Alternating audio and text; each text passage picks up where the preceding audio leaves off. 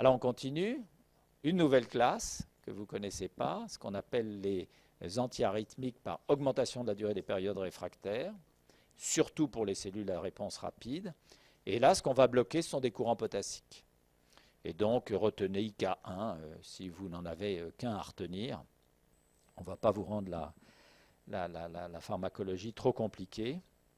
Là, je vous ai mis le site de pharmacologie française où je trouve que c'est très bien fait.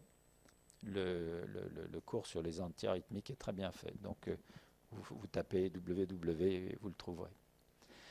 Donc, vous voyez, on change de canal. Là, on avait un récepteur bêta-adrénergique. Souvenez-vous, c'était plus la modulation de IF par les nucléotides cycliques. On va y revenir. Et puis, classe 1, c'était sodium.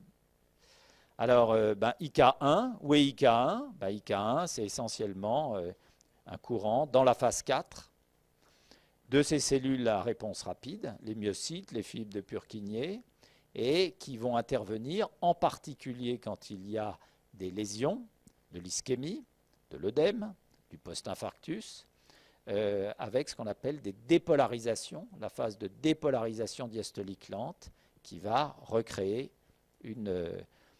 à nouveau un potentiel d'action lorsqu'il aura atteint le potentiel seuil.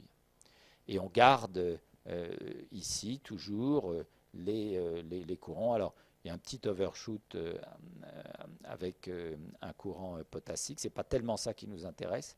Nous, c'est celui-là. Et en sachant aussi que la partie 3 correspond aussi à un courant potassique. Donc voilà. Antiarythmique de classe 3, vous verrez quel est le médicament qui domine, mais c'est quelque chose qui pourrait ressembler aux antiarythmiques de classe 1 parce qu'ils agissent sur les cellules à réponse rapide, myocytes et fibres de Purkinje, mais qui n'agissent pas au niveau du canal sodique, qui agissent au niveau du canal potassique. Et puis, quatrièmement, la classe 4, et ça vous l'avez vu, l'inhibition calcique, essentiellement verapamil-diltiazème. Donc, systématiquement, vous pouvez rajouter, je vous l'ai écrit à la fin, mais c'est vraiment, c'est là où il faut l'écrire, inhibition calcique, essentiellement verapamil-diltiazème, pas les dihydropyridines, c'est-à-dire les antagonistes calciques qui ont une sélectivité vasculaire, qui augmente les périodes réfractaires, surtout pour les cellules à réponse lente et qui bloquent le canal calcique lent. VOC, dont on a parlé en ED. Donc rien de surprenant, ça vous le savez, c'est lié à leur propriété de sélectivité vasculaire. Et donc à nouveau un code couleur, d'abord les cellules à réponse lente, c'est-à-dire tout ce qui est en bleu, et puis de manière moins importante, c'est pour ça que je vous l'ai mis en plus petit, les cellules à réponse rapide en rouge. Donc globalement, imaginez que vous ayez un puissant antagoniste à sélectivité vasculaire qui bloque les canaux calciques. Qu'est-ce qu'ils vont bloquer ? Eh bien, ils vont bloquer essentiellement cette phase 0, puisqu'on sait qu'il n'y a que le calcium. Cette phase 0 ne dépend que du calcium, pas du sodium. Et en dépendant du calcium, elle devient vulnérable à ces médicaments. Avec ces régions, qui sont des cellules nodales, qui ne sont pas des cellules contractiles, qui sont des cellules de conduction, et qui peuvent avoir une activité pacemaker qui est modulée par le tonus sympathique. On l'a vu pendant le cours. À un moindre degré, ces cellules à réponse rapide, je rappelle que la phase 0, c'est du sodium, mais que la phase 2, c'est de l'entrée de calcium. Et c'est justement cette entrée de calcium, entrée égale dépolarisation, ça c'est des conventions internationales, qui va annuler, mais pas complètement, qui va perdre de son effet au fur et à mesure, la sortie de potassium qui va aboutir à la vraie repolarisation. Donc, quatrième classe. Et vous comprenez déjà que quand vous les comparez les unes aux autres, probablement, à ce niveau-là, déjà, vous pouvez vous dire les plus puissantes sont la classe 1 parce qu'elles agissent sur le canal sodique, qui est capital pour la contraction et la conduction des cellules à réponse rapide. Alors maintenant, on va regarder les conséquences sur l'électrocardiogramme. parce que tout médecin généraliste devrait être capable d'interpréter un électrocardiogramme. Et surtout, ce qui m'intéresse pour vous, à votre niveau, c'est de vous parler de la bradycardie. Donc vous avez deux médicaments. Théoriquement, ce cours, il aurait dû avoir lieu avant votre D, mais enfin bon, c'est l'agenda de la fac en a décidé autrement. Mais ce n'est pas grave, peu importe le sens dans lequel on le voit. Mais vous voyez tout de suite, c'est ce qu'on a discuté vendredi, que la classe 2 est bradycardisante, vous le savez, c'est les bêta-bloquants. La classe 4 est bradycardisante, vous le savez, c'est verapamil, diltiazem. Les dihydropyridines ne sont pas bradycardisantes. Et donc tout de suite, vous vous dites, oh là, mais déjà, risque d'interaction entre ces deux médicaments. Alors la bradycardie des bêta-bloquants, elle est intuitive, mais on va rentrer dans le mécanisme tout à l'heure.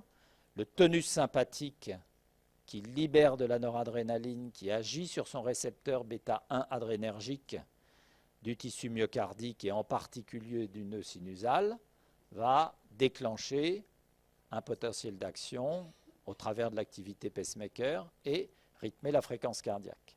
Si vous bloquez les récepteurs bêta adrénergiques, vous bloquez le tonus sympathique.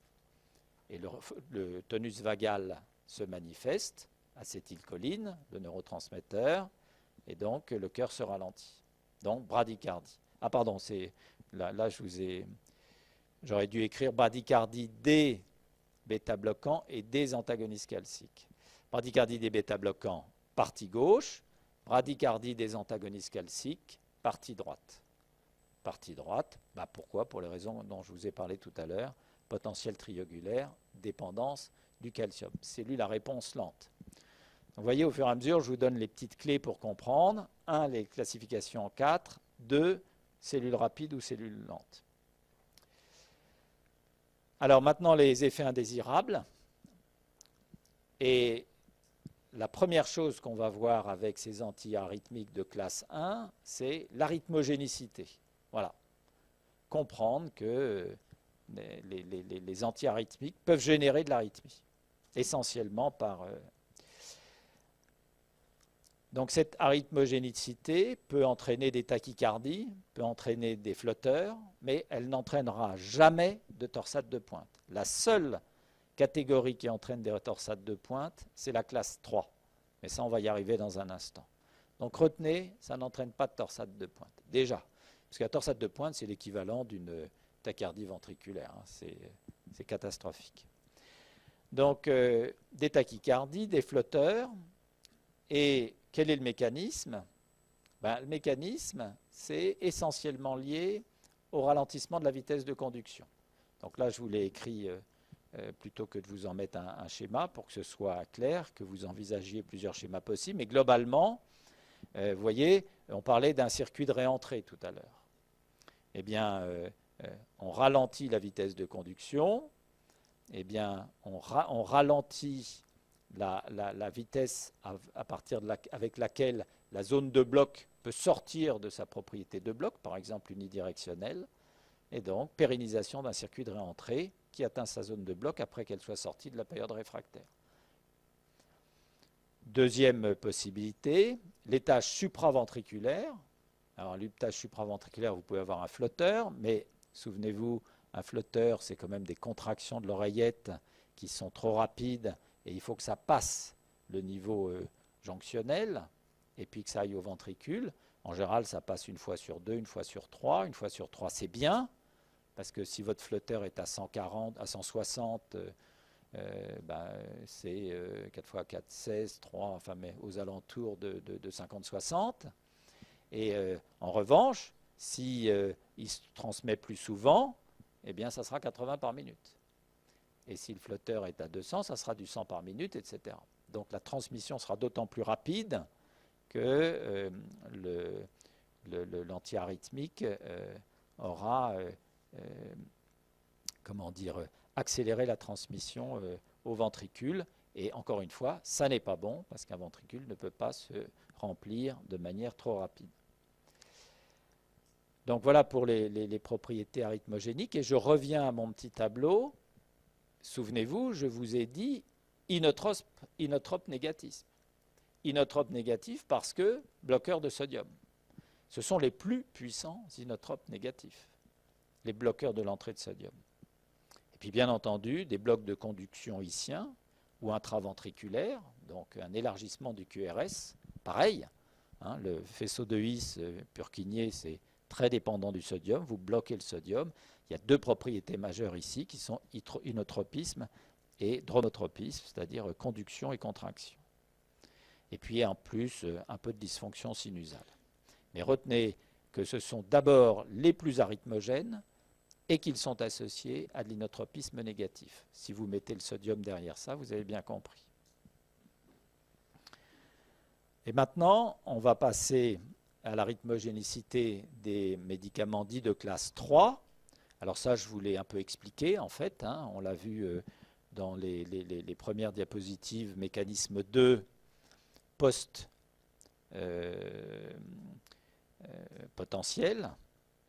Et là, la rythmogénicité, elle est essentiellement liée à un allongement tel du potentiel d'action que tout d'un coup apparaissent des oscillations de la durée du potentiel d'action, qu'arrivent à ce moment-là des dépolarisations spontanées, lentes, parfois rapides, et le système se met en route. Et la torsade de pointe, c'est typiquement ça. Hein, sur une dérivation, vous voyez, elle dure relativement longtemps, il y en a plusieurs.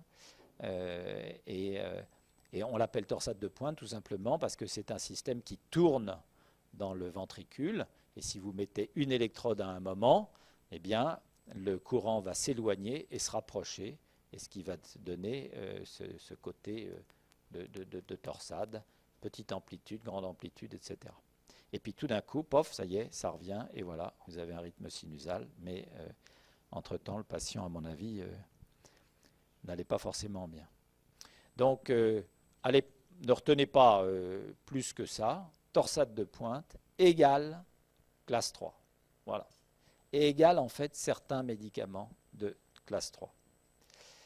Donc on a tout vu avec en profil d'effet indésirable.